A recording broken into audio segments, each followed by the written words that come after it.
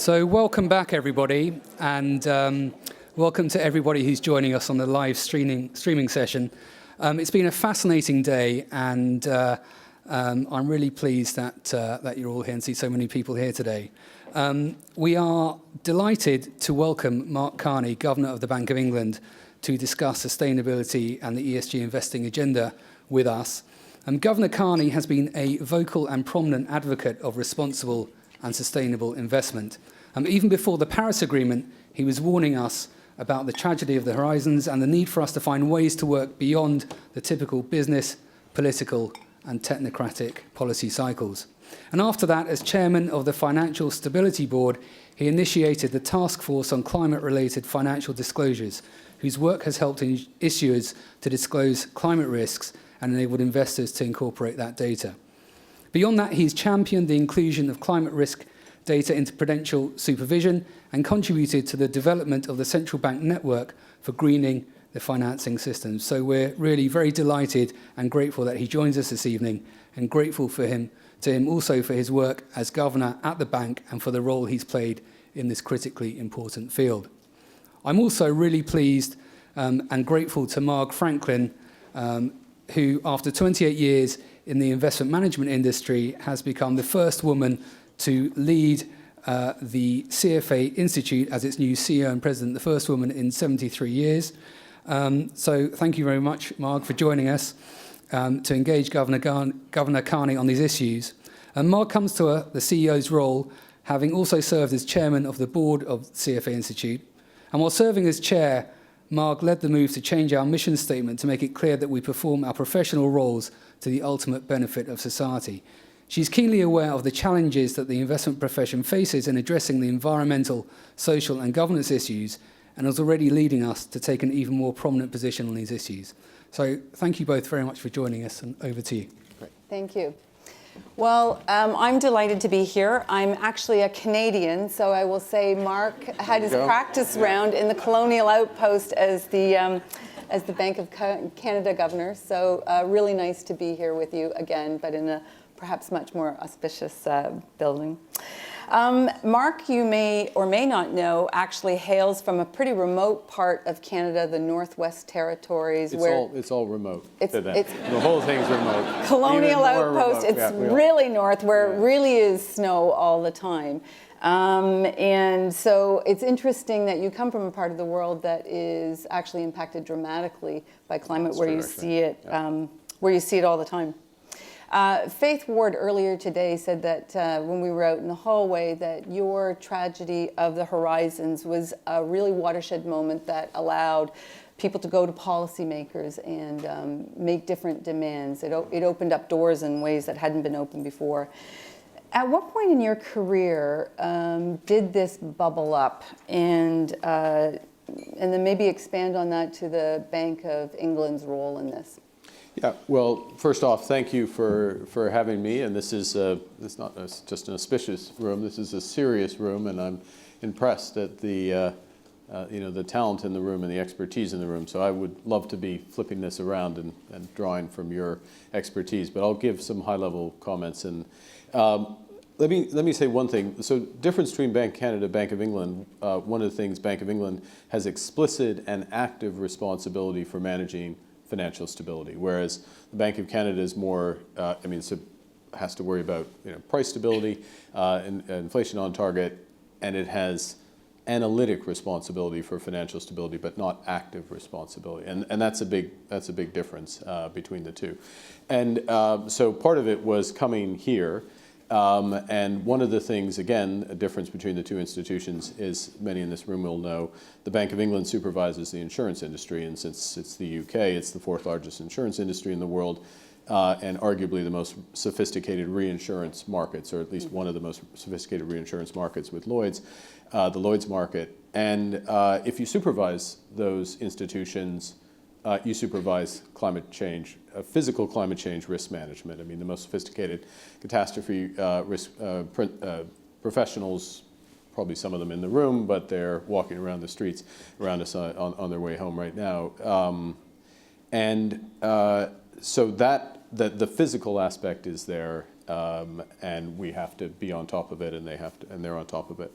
But what happened within a couple of years of my coming here, it was because of the FSB role and a request from the G20 to look at the financial stability risks associated with climate change, which coincided with the Paris COP21, so roughly 5 years ago, and that speech about the tragedy of the horizon.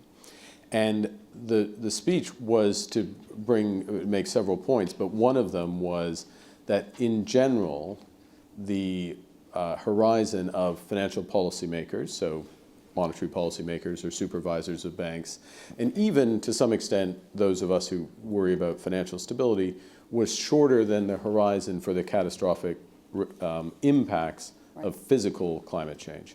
And therefore, you, the G20, couldn't rely on us to pull forward the future to the present in the absence of climate policies, okay? That's the key. And that's what brings the future towards the present.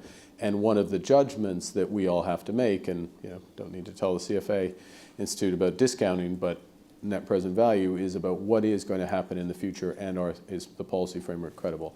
And if I can tell you one sort of point of history, I guess, which is that there was probably some hope of some climate policymakers, if I can put it that way, governments, that the financial policymakers would do climate policy by the back door. Right. So we would change the risk weights on capital or, for example, bank capital in a way that would be an implicit carbon tax when it was tough to get an explicit carbon tax, right, for example, through various legislatures. And that's not our job. But our job was to point out that if those governments, and it was helpful to have the Paris process and be in the room for part of it, to say, if you're serious about what you say you're intending to do, 1.5 degrees was the stretch objective of COP21, under 2 the core objective. If you're serious about that, there are going to be some pretty massive adjustments in the real economy, and by consequence for a wide range of financial assets. And the financial industry, whether you're buy side, sell side, or managing risk around it, just doesn't, at a minimum, doesn't have the information in order to make those judgments. And so at a minimum, we have to get that information, we have to get a consistent way of getting that information out. And I'll finish on this, hand it back, as this room would know and have a sense. At that time, there were 400 different types of disclosure standards out there, limited overlap, different information, to some extent similar to ESG. There are hundreds, if not probably 1,000 ESG metrics out there. There's some, they're not all created equal, but there's a lot out there. And the question is, how do you make that consistent, and then what do you do with the information? So that's probably a longer answer than you were bargaining for. We have a good answer. 5 minutes left, I see. Somebody is going to actually there is tell a 5 minute really thing. At some point that'll be relevant. Yeah, It'll exactly. say it is 5 minutes. Exactly. Normally they wait a bit before they get her off the stage, let them go. So when you think about that transmission system, I mean, really, and so I'm from Canada, but I'm spending all my time in the US now, and they're just not having these kinds of conversations in rooms like this. It's very interesting. So so I would say that that transmission, that sort of what you might have hoped would have been a better repricing, a smoother repricing, I don't think has really happened. Are we at peril of that Minsky moment? I know the FT about a month ago wrote about a synthetic portfolio of 100,000 homes in southern Florida. And what it was marked at, of course, because it wasn't really synthetic, it was a real financial institution, what it was marked at and what it would really be valued sort of from an insurance perspective. Yeah. And there was a big discount. Yeah, no, there's a couple things in that. One is, I'm not sure I totally agree that it's, I mean, we have different data sets and experiences that these conversations, let me agree with one thing. It's not mainstream. Let me agree with one thing. The city is ahead, and potentially is going to become way ahead on these issues, and that's a good thing. That's quite often the case. That's kind of what the city does, is it sees where finance is going, what's needed, the commodity stuff, others can do it and gets ahead, and it's built off of the kind of expertise in that room. So that doesn't surprise me that the UK is towards the forefront. It's not alone in being there, but it's ahead. I'll tell you, from U.S. Bank CEO, 2/3 of their questions, global CEOs, most recently, their last AGMs are around this issue. Yeah. So this issue is becoming quite mainstream, and not just from, the interesting thing, again, now I'm going to give you a UK example, but whereas when we surveyed as their regulator, all the banks, including foreign banks, operate in the UK. So $11 trillion of assets, and they've shifted from climate being a corporate social responsibility issue to a financial risk management issue from 10% to 75% of them in the course of the last 4 years. Okay. Yep. So 3/4 of that see it as, okay, this is now a financial risk they need managed. And it's one of the reasons, we were headed this way anyways, but for our climate stress test, which we may get onto, not just of the insurers, but of the banks, that actually it's the only thing I can recall that we've done.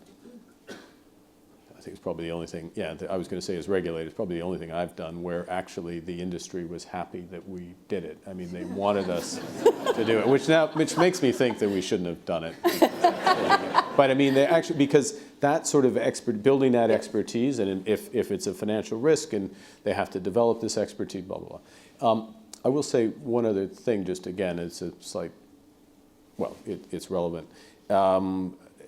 2 weeks ago, we were in Washington for the IMF meetings, and sat down with all the major rating agencies and big buy-side pools of capital, American pools of capital.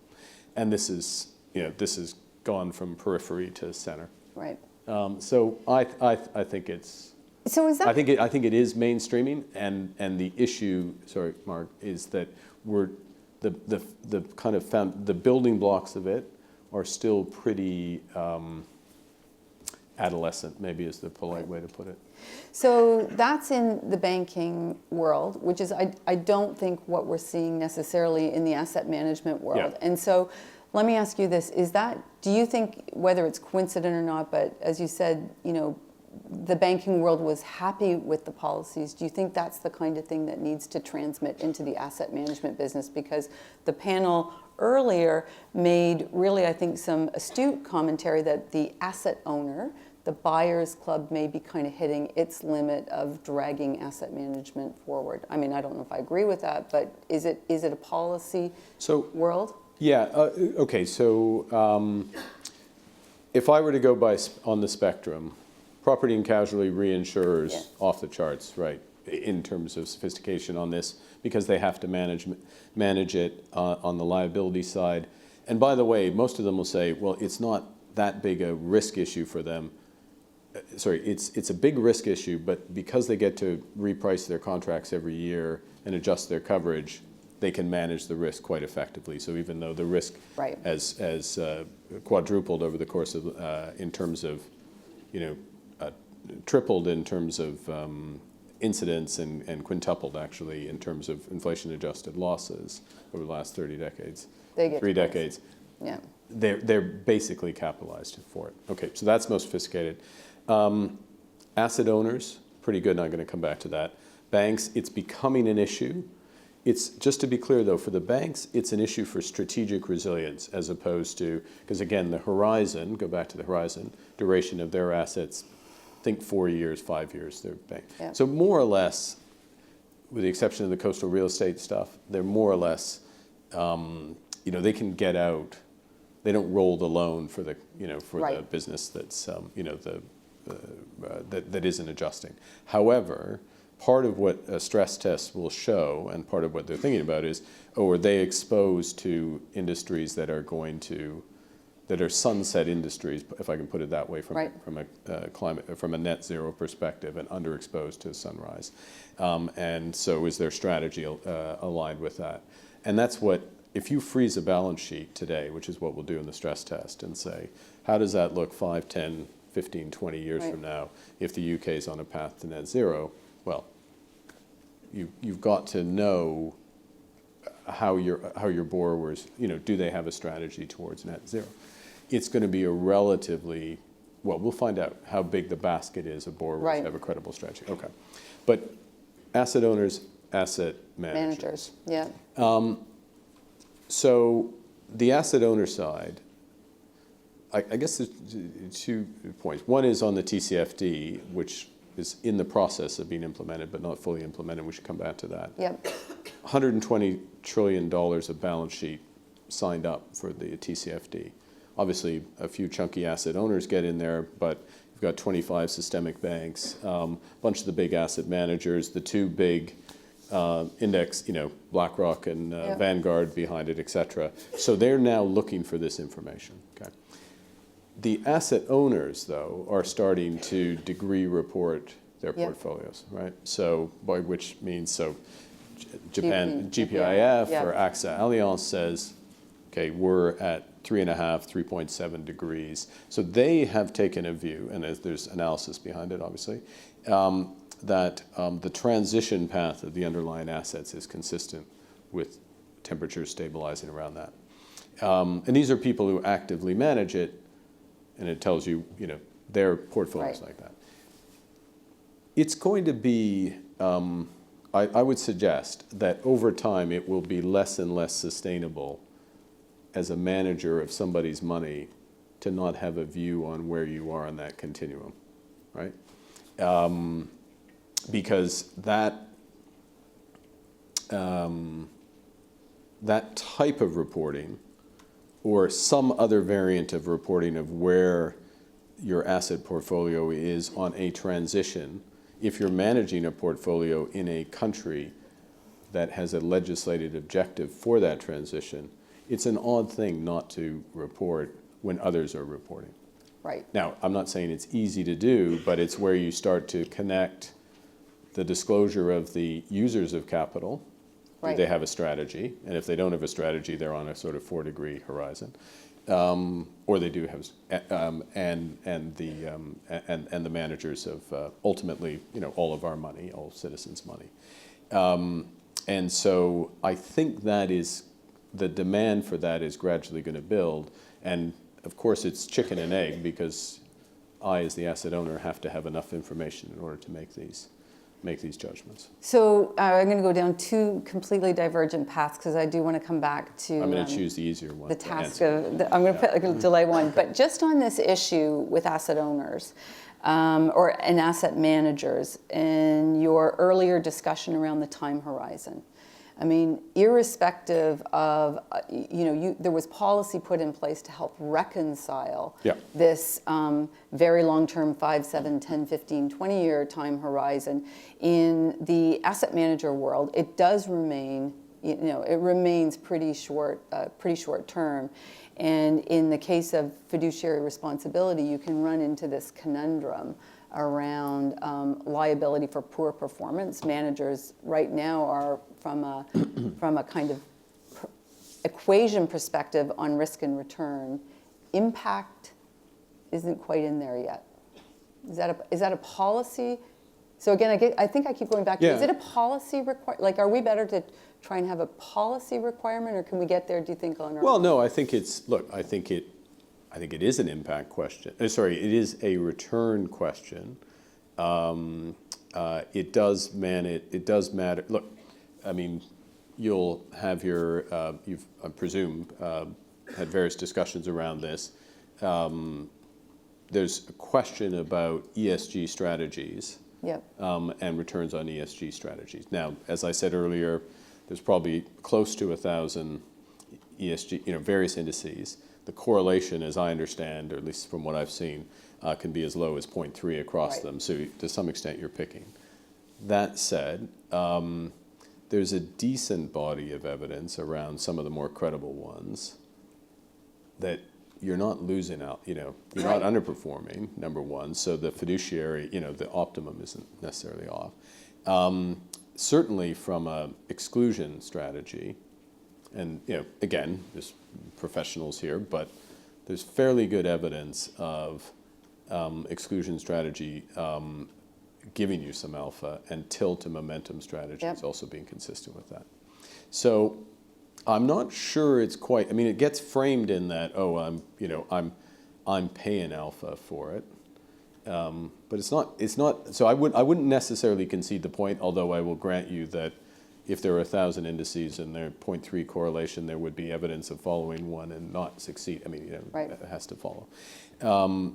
That's the first point. Second is that on a wealth management basis, we're finding, at least I'm aware, that for some of the bigger houses, tailoring a portfolio, there are people who will pay something for this, Right. right? Right. So who are you serving, like your client? And it's not that hard in a big data world to tailor a portfolio that's consistent with that. So, you go to, I mean, today, we'll see when they're 10 years older, but today you go to most millennials, and would you, if the average return 7%, would you pay 50 basis points to save the planet? Yeah. How tough is that? And you're an asset gatherer, and you're actually, your fiduciary response is to your client. Right. Right. And then the third thing, which is a big point, which gets to the how do we think about reporting against this and managing against this?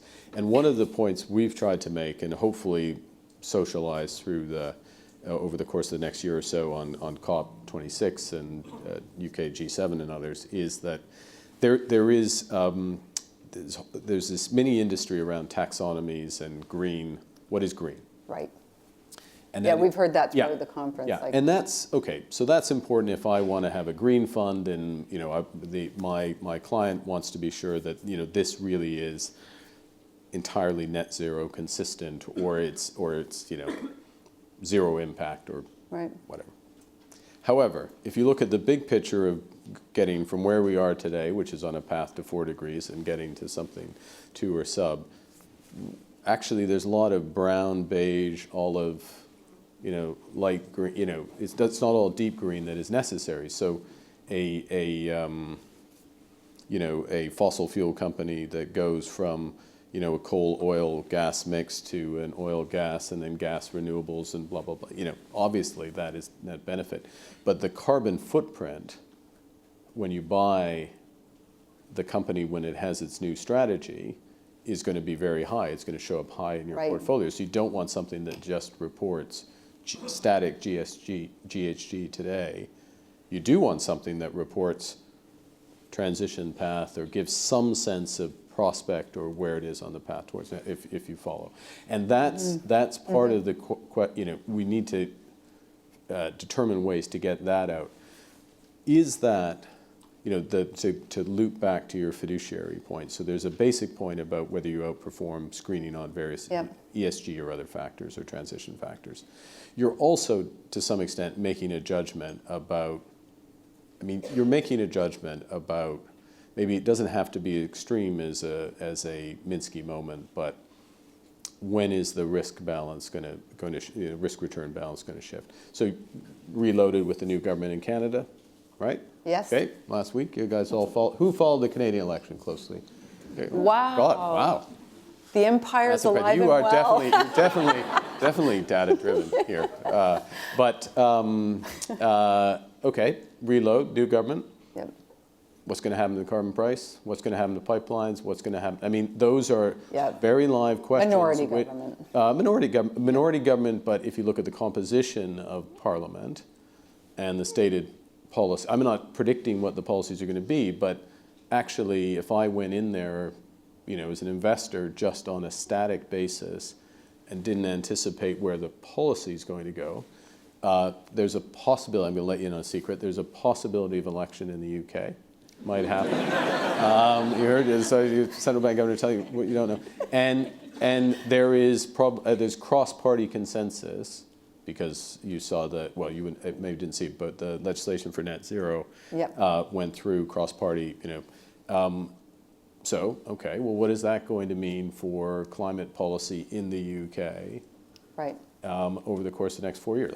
I don't exactly know, but if you're managing a UK-exposed portfolio, people with relatively large carbon footprints, I think your fiduciary duty is to know what the range of those outcomes is, first point. Secondly, if the company you've invested in hasn't thought about that, I mean, you're just taking you've got factor risk. I mean, why? So that, in jurisdictions where there is active climate policy, including rollback of climate policy, to be two-sided, it's pretty front and center, I would argue. But you need the information in order to do that. And then I, as the end client, or anybody here or outside as the end client, should be able to tell what your strategy is.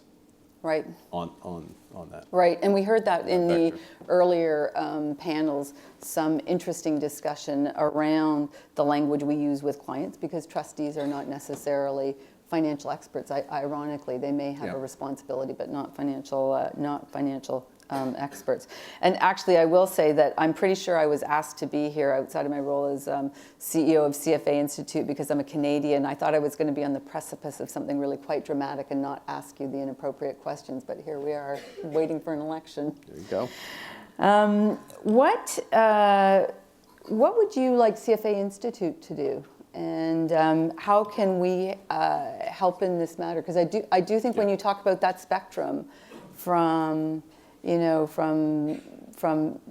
insurers, reinsurers, and banks through to asset managers, I think we're lagging, and it's not for lack of attention, but lack of action. Well, I mean, there's so many things you can do and will do, and there's a number of things I won't anticipate, so hardly exhaustive. But let me start with the most basic one, which is, so the TCFD was, Bloomberg and co. They worked away, Mike Bloomberg, that is, and a bunch of the big users of capital and some of the major financial institutions worked away, came up with these standards. They've been in place for 2 reporting seasons. You look at the top 1,100 companies across the G20. 80% plus are reporting against most of them, not all of them, and there's some specific areas where they aren't doing a good job yet reporting. So kind of attacking those areas. Strategic resilience would be one. Second point, and this is the meta point, I guess, which is expect that or something like that to become mandatory within a couple of years. I don't know exactly when and which jurisdictions, but the EU is minded that direction. The UK has signaled that. And just logically, if this is mainstreaming, which all the other climate things tell you that it has to, again, finance is not substituting for climate policy, but you need the financial system working together, expect it to become mandatory in a couple of years.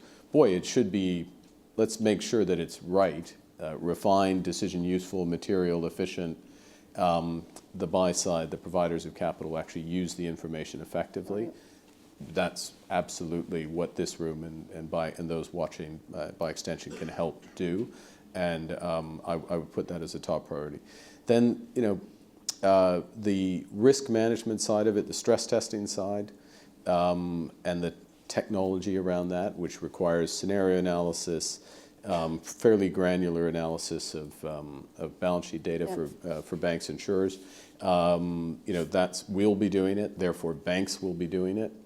Right. Therefore, rating agencies will be doing it. People who provide money to banks will be, so that expertise gets developed, and it's still relatively nascent. The bigger issue of, can we degree rate portfolios? Should portfolios be degree rated, or should there be some other transition index measurement? Again, is kind of, I don't want to say getting us out of, but is a much bigger complement to the green taxonomy approach, would all be useful. And then even things with clients and people you look at. So the insurers, I've said earlier, a number of property and casualty insurers, very sophisticated, great pricing the liabilities, cognitive dissonance sometimes we've seen on the balance, they own coastal real estate.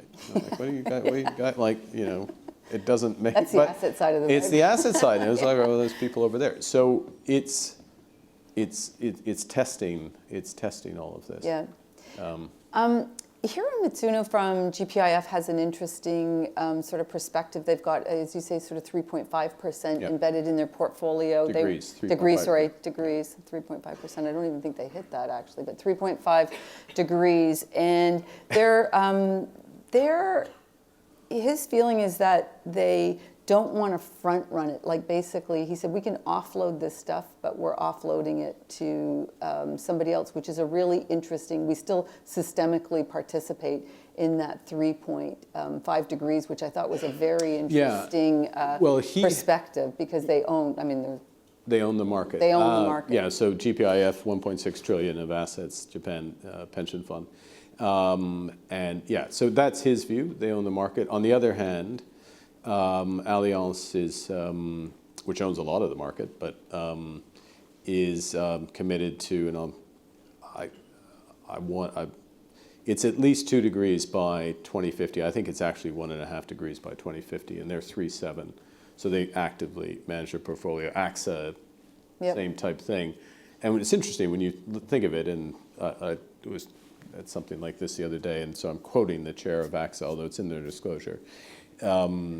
They have U.S. Treasuries at 5.2 or something, and if you're headed to 2, so so you got to. You want to lighten up, and if you don't have to own the market, which maybe GPIF does, but they don't necessarily have to. Now, obviously, the market as a whole. Maybe I'll just flip this back for 1 second, raise it a level, which is that. So when I'm in my core job talking to policymakers and leaders or finance ministers, and I say, but the market is at 4. Market's at 4.25. But that's because the climate policies are, not either credible or stringent enough or encouraging, and obviously there's going to be a huge element of technological innovation and others which is going to help deliver this, or I shouldn't say obviously, but it's going to be necessary. Hopefully. But it's important to have that feedback to the policy side as well. Right. So, which, the work of GPIF and others help give them. Yeah. So, so can we mainstream to a 2-degree world, or is it really cognitive? We can. I think I'm not the climate. 30 years from now. 2050. Is it possible to achieve these objectives? One would. Hopefully. Yeah, but it needs to be. Here at the CFA, what measured gets managed, and you have. It's not going to just happen. No. And it has to be an objective. It has to be actively managed, and it has to be actively managed by hundreds of thousands, millions of people making financial decisions, making investment decisions, innovation decisions, and that's in a challenged world, right? In a challenged world, but that's how things work. How things really do work, and the industry will optimize if it's credible, right. And it's shifting to that, and the tools are being built. The focus is there, and to me, it puts the focus back on. So, UK COP26, joint with Italy, chair as of November next year is the meeting, and that's when countries are supposed to update their climate plans. A bunch of other things as well, but update their climate plans, so-called NDCs, so nationally defined contributions. So, what are they going to do on this transition path? Well, actually, now the financial industry is going to be paying fairly close attention. Right? And so the message is, if you do a good job, people will take you seriously. There'll be an adjustment. Capital will flow. People will make a lot of money on the upside for things that are consistent with that, and capital will be reallocated from those who aren't. But it puts the pressure back where it should be, which is on that side. You talked about going from static measures to things that are more strategic. So when you think about sort of the task force for climate change. You might just want to think about, maybe make some commentary in relation to like the next iteration, how you think about those things. I mean, I think that, so you have, I mean, the elements there are basically what's your strategy given the environment in which you operate in all senses, you know, the physical environment, but also the call it climate policy environment in which you operate. And just to be clear, it is objective, to be objective about it.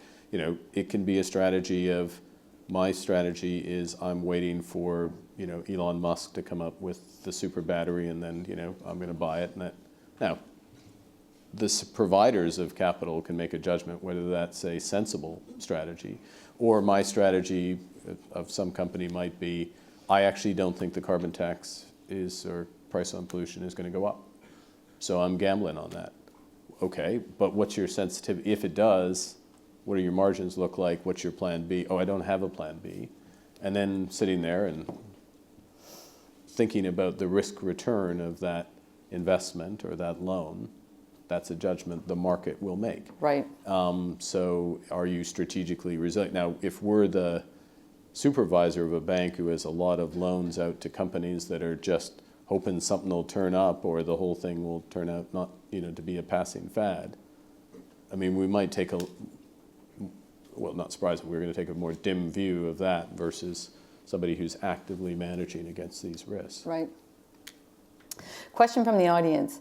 Could, as Joe Stiglitz has suggested, a 2 degree Celsius target replace a central bank's 2% inflation target? Good question. That is a very good question. Paul Temperton. Well done, Paul. I don't, so there, interestingly enough, I mean, about 7 or 8, 10 years ago, I guess, is probably, there was the early stages of that, not for the central bank, but in a carbon budgeting type thing. And I'm sorry to put him in the soup, but I feel like Adair Turner was involved, and somehow Adair Turner or Joe Stiglitz were involved in this, which was thinking about the sort of envelope of emissions that could be in the UK and what would be consistent with allocation towards 2 degrees.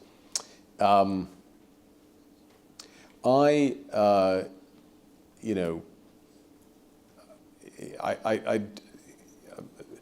I mean, my answer would be, and Joe's, you know, Joe's got the Nobel Prize. What do I, you know, what do I have? What does he know? One day. What does he know? I don't think so. So I don't want to dismiss. You know, I get a little nervous. Not that he's necessarily saying that, but about maybe a little more than a little nervous about a sort of top-down allocation type approach to this. I mean, it's a huge issue. It does require some public intervention. It will require some it will require some things like that, but not as the overall approach. And so, so setting the broader parameters and then letting the market get on with it is much more likely to achieve it.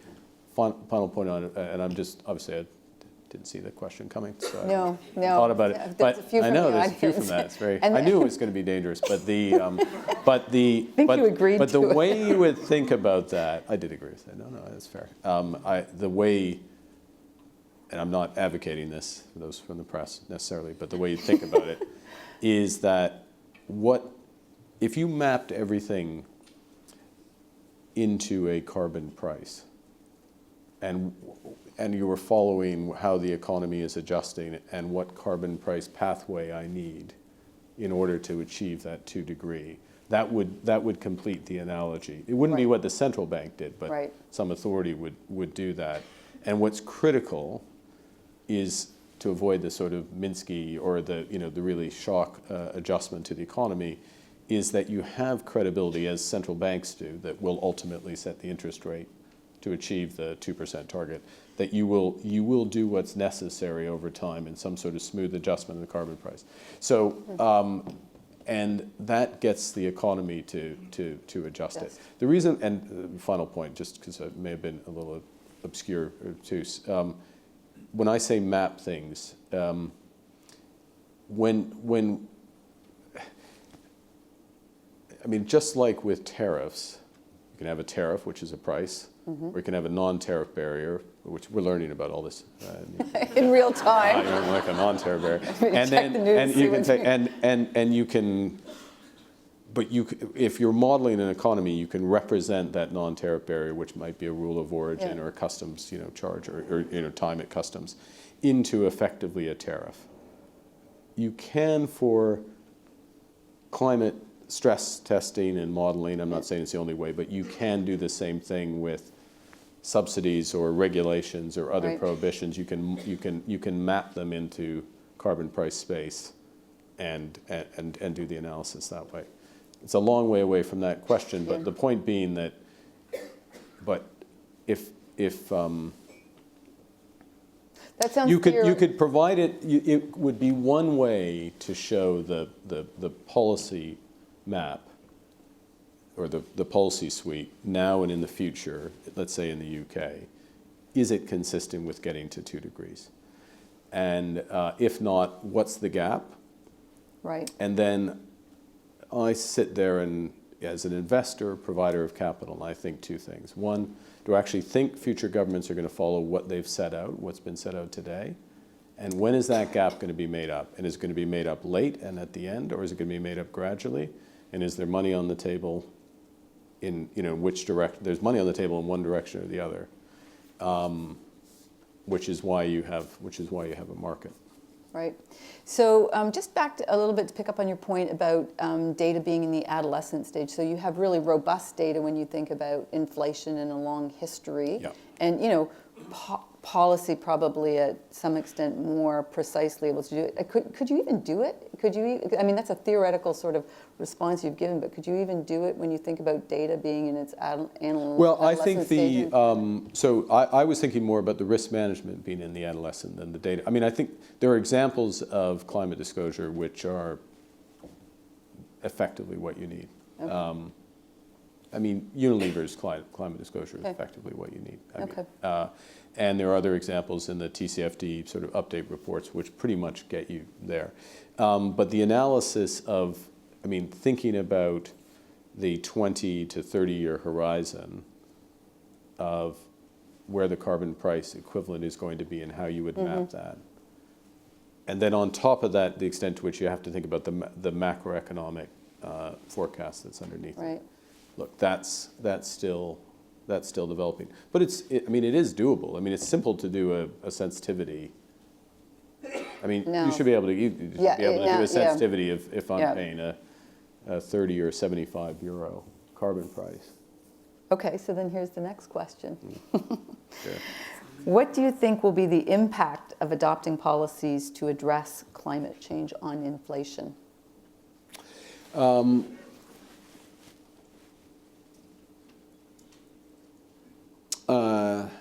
I think that it's a very good question. It is a very good question. I mean, my simple answer can be, well, it won't matter because they'll happen over a horizon that's longer than the inflation horizon. That's my simple answer, and that's probably safe enough. But there are things like, the accession of China to the WTO, the Amazonification of retailing, which are steady, kind of almost remorseless processes that exhibit an impact on a wide range of prices. And I don't want to say an inflation bias, but it's a drift to inflation. Now, both of those actually have a downward bias on inflation. And so it depends on how lumpy climate policy is. But it's possible that it could have some bias on inflation. It's certainly not the case today that there's a steady, real-time, consistent adjustment that's happening there. We think about it, and so you'll notice, those who follow us on the monetary side, we don't talk about this issue from a monetary perspective. We don't see it as when our monetary policy inflation report comes out next week, and we won't, climate change won't be in it. From a financial stability perspective, though, that lumpiness and the sort of nonlinear aspects of it becomes really relevant, and that's where we do see we want to have a smooth adjustment of the sector to it. Okay. Is GDP growth consistent with achieving climate goals? Yeah, I do think it is. It's not, I mean, a late and abrupt adjustment is not consistent with that. Right. And there are certainly issues in, those economies that are at the, unfortunately, the sharp end of actual climate events, GDP growth, GDP vol, GDP at risk, a fancy way of saying it, is going up and is going to continue to go up. So it's, it's smaller island states. It's, yep. It will be, it's not huge GDP, but where I was born, I mean, the permafrost and all that is quite relevant. Huge, yeah. Great. That is time for our last question. So will you please join me in thanking Mark Carney, Thank you, Mark. England Governor. I'd like to first of all pass on many thanks to Marg and Governor Carney for that excellent discussion. Thank you both. The term fireside chat, as many of you I'm sure are aware, became popular during the presidency of Franklin D. Roosevelt when he used radio addresses as a means of communication with the US population, and often regarding difficult and controversial topics. So it is somewhat appropriate that this term was used to describe Marg and Governor Carney's conversation, given the sometimes difficult and controversial nature of ESG investing. I think what is very clear from the enormous support of today's event and from your keen engagement throughout the day's proceedings is that ESG investing is increasingly important for our industry. And that change in attitude partly reflects our clients' demands, it partly reflects the necessity of recognizing how ESG factors can enhance the investment process, and it is partly simply a reflection of the changing views of society as a whole.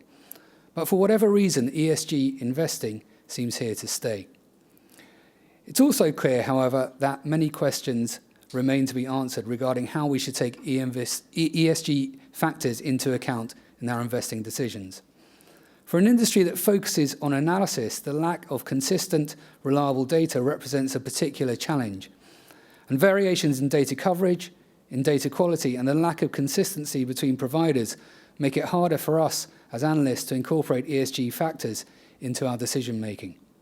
Furthermore, questions arise over how best to integrate ESG factors into our analysis and whether the methodology should vary according to asset class, sector, or style.